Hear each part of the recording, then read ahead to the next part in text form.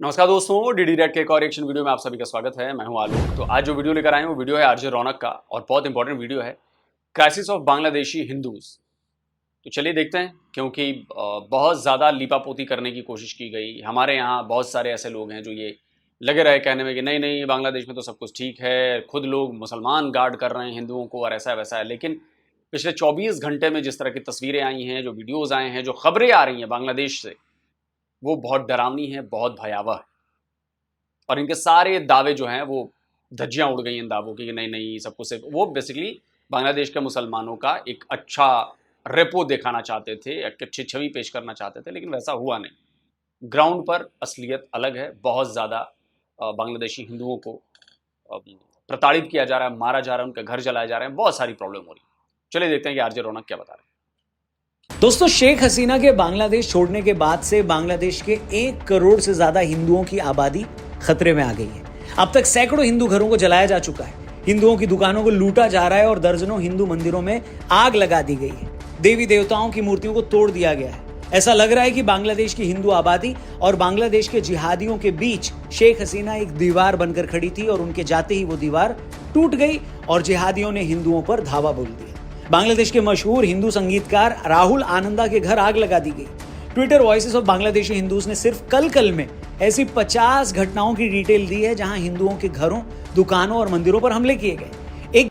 नहीं, मैं इस बात से बिल्कुल सहमत नहीं हूं कि शेख हसीना जो थी वो हिंदुओं और जिहादियों के बीच एक दीवार बनकर खड़ी थी। बिल्कुल नहीं। आप पिछले 10 साल का या 15 साल में जब भी उनका टेन्योर रहे हैं, जितने साल का उनका टेन्योर रहा है, आप उसमें निकालिए, उसमें देखिए कितनी घटनाएं हुई, कितने मंदिर तोड़े गए हैं, कितने हिंदुओं को मारा गया है, कितने हिंदुओं की संपत्ति पर कब्जा किया गया है, कितने हिंदुओं की ज़मीनों से बेदखल कर दिया गया है। आपको सैकड़ों की संख्या में इंसिडेंट्स मिलेंगे। मंदिर तोड़े गए, पूजा पंडालों में आग लगाई गई, मारा गया, उनकी लड़कियों को, नाबालिग लड़कियों को किडनैप किया गया, कन्वर्ट कराया गया। आपको सैकड़ों घटनाएं मिलेंगी, एक दो नहीं, सैकड़ों। और ये सब शेख हसीना के प्राइम मिनिस्टर रहते हुए हुआ है। तो ऐसा नहीं है कि वो दीवार थी और ये था और वो था। मैं इस बात से बिल्कुल अग्री नहीं करता। वो बिल्कुल दीवार नहीं थी, वरना अगर दीवार होती तो ऐसी घटनाएं नहीं होती। अब उनमें और ज्यादा इजाफा हो गया, बस यही कह सकते हैं। घटनाएं तब भी हुई हैं और सैकड़ों की संख्या में हुई हैं, बहुत ज्यादा हुई हैं घटनाएं। जब शेख हसीना पीएम थी भी तभी। एक घटना में तो हिंदू टीचर मृणाल कांति चैटर्जी की इस्लामिक जिहादियों ने हत्या कर दी। देश के सबसे बड़े अंग्रेजी अखबार टाइम्स ऑफ इंडिया की रिपोर्ट के मुताबिक बांग्लादेश के रंगपुर में आवामी लीग से जुड़े एक हिंदू काउंसलर हराधन राय और उनके भतीजे को जिहादियों की भीड़ ने मार डाला। फेनी में एक दुर्गा मंदिर पर हमला कर दिया गया। हिंदुओं के शमशान घाट की जमीन पर जबरदस्ती कब्जा कर लिया गया। पार्वतीपुर में काली माता के मंदिर समेत 5 मंदिरों में तोड़फोड़ की गई। सिताबगंज में हिंदुओं के घरों पर हमले किए गए। यहाँ हम जगह और लोगों के नाम लेकर एक एक घटना का जिक्र इसलिए कर रहे हैं ताकि किसी को यह न लगे कि हम कोरी लफाजी कर रहे हैं, ऐਵੇਂ ही बात कर रहे हैं ना।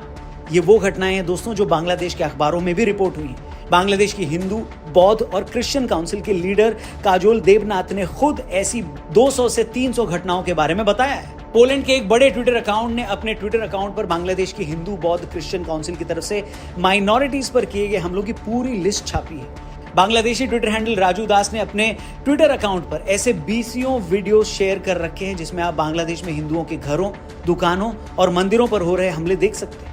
कितने ही वीडियोस में हिंदू परिवार घर के अंदर बंद हैं और बाहर इस्लामिक जिहादियों की भीड़ दरवाजा खटखटा रही है। घर के अंदर घबराए लोग मदद के लिए फोन कर रहे हैं। लोगों का रो रो कर बुरा हाल है। हमारा चैनल राजू दास के ट्विटर अकाउंट पर शेयर किए गए इन वीडियोस की ऑथेंटिसिटी कंफर्म तो नहीं कर सकता, मगर इन वीडियोस में आप देख सकते हैं कि कैसे एक वीडियो में बोगरा डिस्ट्रिक्ट के एक इलाके में हिंदुओं के घरों पर हमला किया जा रहा है। एक दूसरे वीडियो में एक हिंदू लड़की रोते हुए बांग्ला भाषा में अपना दर्द बयां कर रही है। एक वीडियो चटगांव का है जहां जिहादियों की भीड़ ने शनि मंदिर में आग लगा दी है। ऐसे एक नहीं, कम से कम 20 वीडियोस इस वक्त अलग अलग सोशल मीडिया अकाउंट्स पर वायरल हैं। हिंदुओं पर हमले की खबरों से पूरा सोशल मीडिया, प्रिंट मीडिया और टीवी चैनल्स भरे हुए हैं। ये सारे हमले एक बड़ा सवाल खड़ा करते हैं कि अगर कुछ दिन पहले शुरू हुआ छात्र आंदोलन सच में रिजर्वेशन के खिलाफ था, अगर सच में लोगों का गुस्सा शेख हसीना को लेकर था, तो आज ये लोग हिंदुओं पर हमला क्यों कर रहे हैं? अब तो लगभग रिजर्वेशन भी खत्म हो चुका है, शेख हसीना भी देश छोड़कर जा चुकी हैं। तो फिर ये हिंदुओं पर, हिंदुओं के घरों पर, हिंदू मंदिरों पर हमला करके किस बात का गुस्सा निकाल रही है लोग? इसलिए हमने अपने पिछले वीडियो में कहा था कि आंदोलन करने वाले ज्यादातर लोग छात्र हैं ही नहीं, छात्रों की शक्ल में जमात और बांग्लादेश नेशनल पार्टी के जिहादी हैं जो बरसों से वहां की हिंदू कौम के खून के प्यासे थे। ये वो लोग हैं जो पूरी तरह से हिंदुओं को बांग्लादेश से भगाना चाहते हैं। ये वो लोग हैं जो हिंदुओं की दुकानों और मकानों पर कब्जा करना चाहते हैं।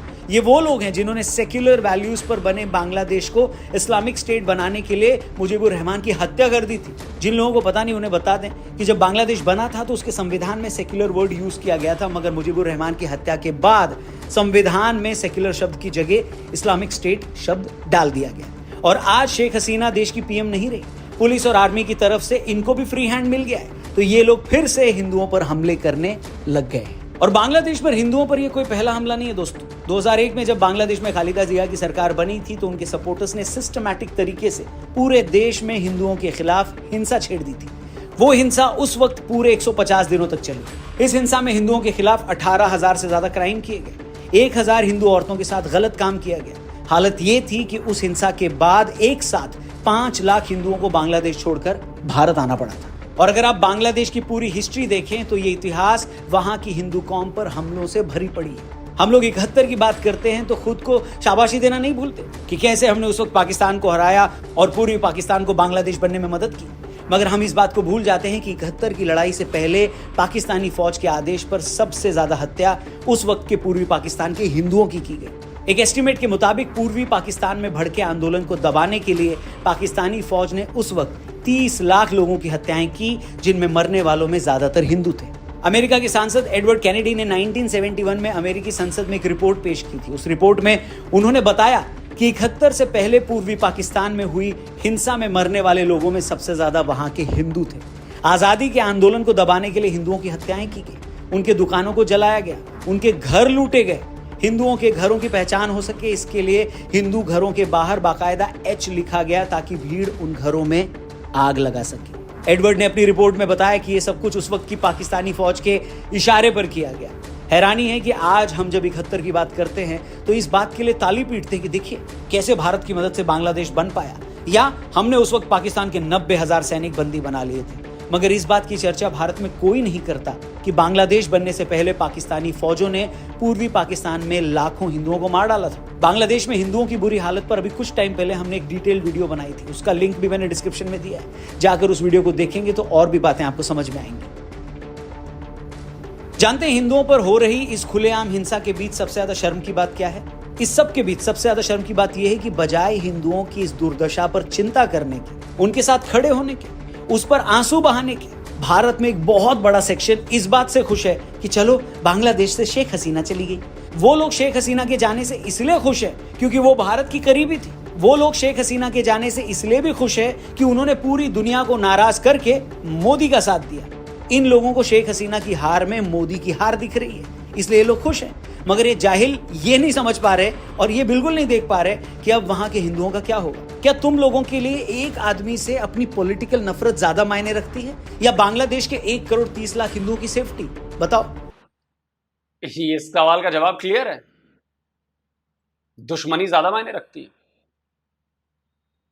आप बताइए किसने आवाज उठाई है? अजीत अंजुम ने आवाज उठा दी, रवीश कुमार ने आवाज उठा दी, आरफा खानम शेरवानी ने आवाज उठा दी,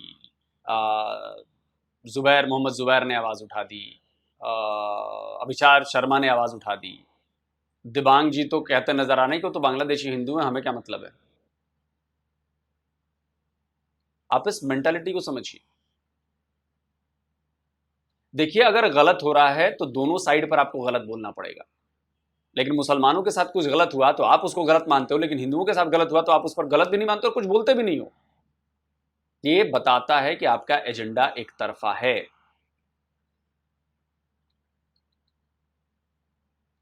और इन सब की पोल खुल जाती है जब भी कभी हिंदू निशाने पर आता है तो।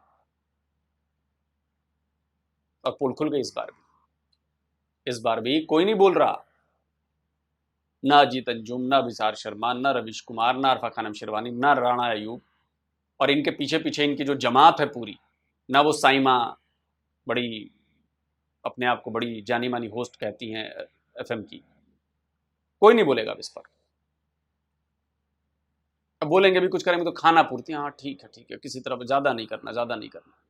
तो देखिए उनका टारगेट क्लियर है, उनका मोटो क्लियर है। आपका क्या है? आप सेकुलर बनेंगे, आप दोस्ती निभाएंगे, दोस्ती की आड़ में कन्हैया लाल का गर्दन गर्दन काट दी जाती है, वो आपको नजर नहीं आता। दोस्ती की आड़ में मार दिया जाता है, वो आपको याद नहीं आता। तो ठीक है भाई, फिर मरिए। जब दुश्मन अपने ही हो तो फिर उसमें क्या कर सकते हैं। और यही वो लोग हैं जो सीएए और एनआरसी का भी विरोध कर रहे थे। क्या इन लोगों को अब भी समझ में नहीं आया कि भारत सरकार सीएए क्यों ला रही थी? भारत सरकार इसलिए सीएए ला रही थी ताकि पाकिस्तान, बांग्लादेश, अफगानिस्तान में रह रही गैर मुस्लिम माइनॉरिटीज को सुरक्षा दी जा सके। अफगानिस्तान में तो हिंदू सिख बचे ही नहीं। पाकिस्तान में हिंदुओं और सिखों के साथ हर दिन क्या हो रहा है ये सबके सामने है। 1947 के टाइम जिस पूर्वी पाकिस्तान यानी आज के बांग्लादेश में 30% आबादी हिंदू थी, आज वहां 8% भी हिंदू नहीं बचे। और अब वहां के जैसे हालात है ना इस वक्त, शायद अगले कुछ सालों में इतने भी न बचे। मगर ये सब बातें भारत में बैठे कुछ एजेंडाबाजों को बिल्कुल समझ नहीं आती। इन्हें ना भारत के हिंदुओं से कुछ लेना देना है और ना कहीं और के। इन्हें तो बस इस बात की टेंशन है कि अगर सीए के बहाने देश में कुछ लाख हिंदू और आ गए तो मोदी के वोट न बढ़ जाएं। फिर चाहे इन्हीं के हिंदू भाई उन सारे देशों में कैसे भी मौत मारे जाएं, मगर ये लोग पिघलेंगे बिल्कुल नहीं। बांग्लादेश में आज हिंदुओं के साथ जो हो रहा है, ये उन हिंदुओं के मुंह पर भी एक करारा थप्पड़ है जो जाति के नाम पर आज भी लड़ रहे हैं। अरे भाई, आज बांग्लादेश में अगर हिंदू मारे जा रहे हैं तो क्या मारने वाले उनकी जाति पूछ रहे हैं? इन देशों में आज तक जिन लाखों हिंदुओं का कत्लेआम हुआ, क्या मारने से पहले जिहादियों ने उनका आधार कार्ड और गोत्र पूछा था? क्या वो लोग ये भी चेक करते हैं कि आप किस पार्टी के सपोर्टर हैं? ऐसा तो नहीं है ना कि बांग्लादेश में उन हिंदुओं को छोड़ दिया गया जो मोदी विरोधी थे। उसी तरह कल को अगर कुछ जिहादी भारत में हावी हो गए तो आपको क्या लगता है वो लोग ये चेक करेंगे कि ये वाली जाति तो बीजेपी को वोट नहीं देती थी, उसे छोड़ दो?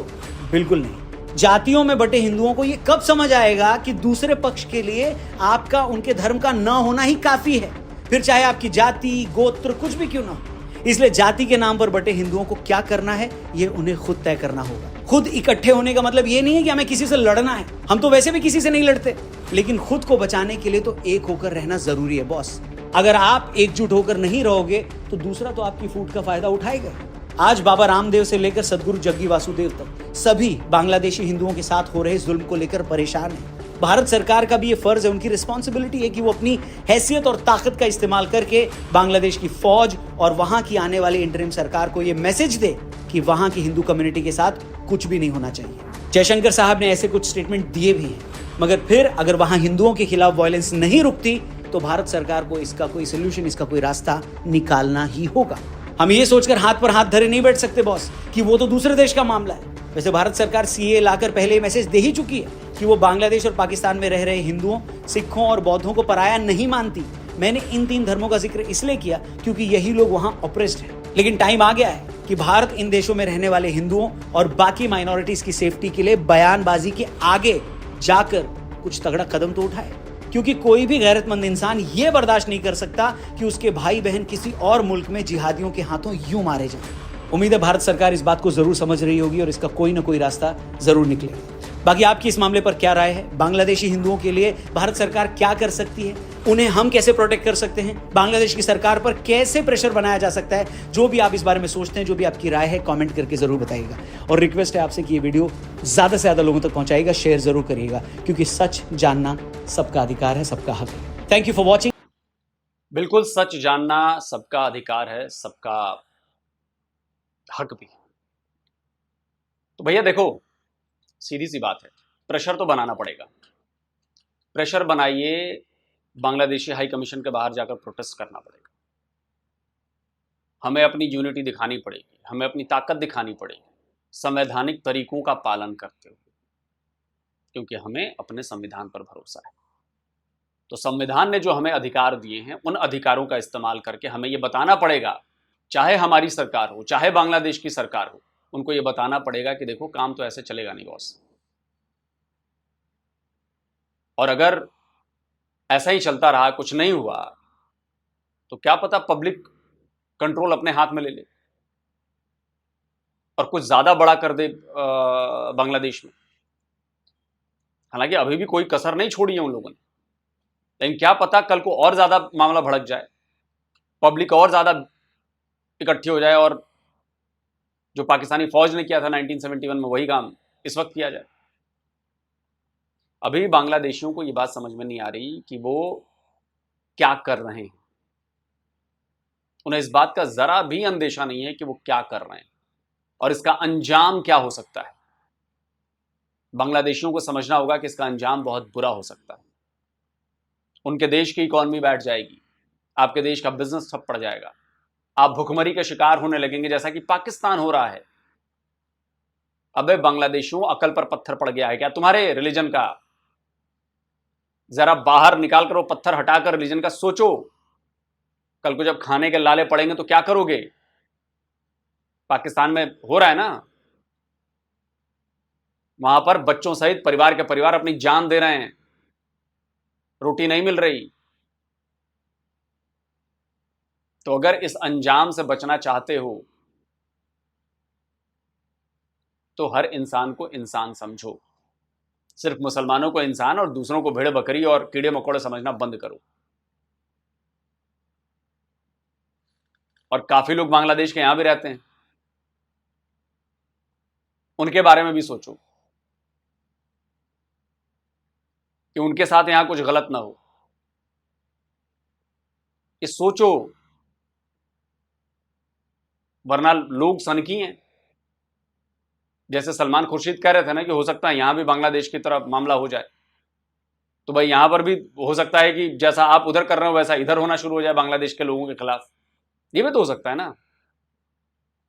तो इस मामले की गंभीरता को, इस मामले की संवेदनशीलता को समझिए। बांग्लादेश में जो हिंदूज हैं, मुसलमान, वो सिख हैं, ईसाई हैं, वो आप ही के बांग्लादेश के लोग हैं। वो बांग्लादेश के लिए काम करते हैं, वो बांग्लादेश को आगे रखते हैं, और आज आप उन्हीं बांग्लादेशियों को आप मार रहे हो। ये समझने की जरूरत है। और बाकी जो हिंदू हैं, भारत के हिंदू हैं चाहे वहां के हिंदू हैं, आप लोग जागिए, जागे हुए सोइए मत, यूनाइट होइए, क्योंकि यूनिटी ही आपको डिफेंड कर सकती है। और नहीं होना तो फिर बाद में चिल्लाते रहना कि जी ये हो गया, तो जी वो हो गया, तो जी हमारे साथ तो ऐसा हो गया, तो हमारे साथ वैसा हो गया। देखिए, संघर्ष तो करना पड़ेगा। जब लड़ाई छिड़ी है तो संघर्ष करना पड़ेगा,